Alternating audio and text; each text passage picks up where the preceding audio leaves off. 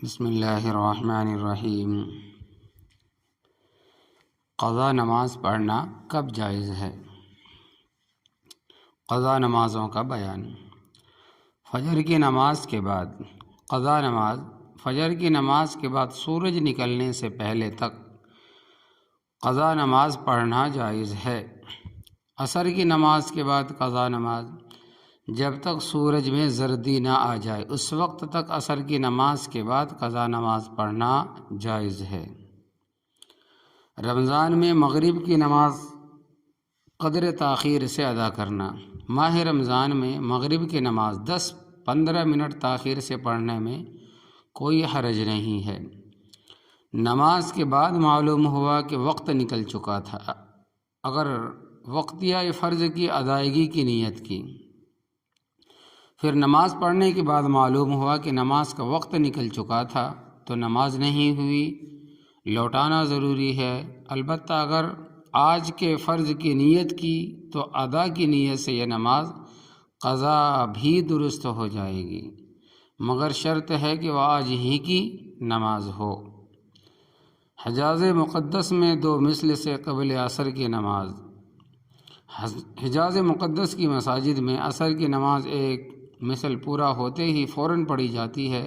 اگر حنفی لوگ اپنے وقت کا انتظار کریں گے تو وہاں رہ کر کبھی بھی مسجد میں نماز باجماعت نہیں پڑھ سکیں گے، لہذا صاحبین کے قول پر عمل کرتے ہوئے عصر کی نماز اہل حجاز کے ساتھ باجماعت پڑھ لینا درست ہے۔ نماز فجر رمضان میں صبح سویرے اٹھنا۔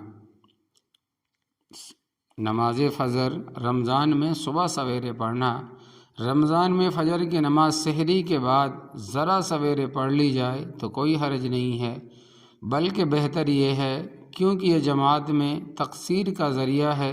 تاخیر کرنے میں نمازیوں کے کم ہونے کا اندیشہ ہے۔ اگر آپ دیر کریں گے لوگ سحری کھا کے سو جائیں گے، نماز میں نہیں آئیں گے، اس وجہ سے جلدی نماز پڑھنا رمضان میں فجر کی جائز ہے، درست ہے اور بہتر بھی ہے۔ جہاں 6 مہینے کا دن اور 6 مہینے کی رات ہو وہاں نماز پڑھنے کا طریقہ۔ جہاں 6 مہینے کے دن رات ہوتے ہیں وہاں اوقات کا اندازہ کر کے نمازیں پڑھی جائیں، یعنی 24 گھنٹے میں 5 نمازیں معتاد فرق کے ساتھ پوری کر لی جائیں۔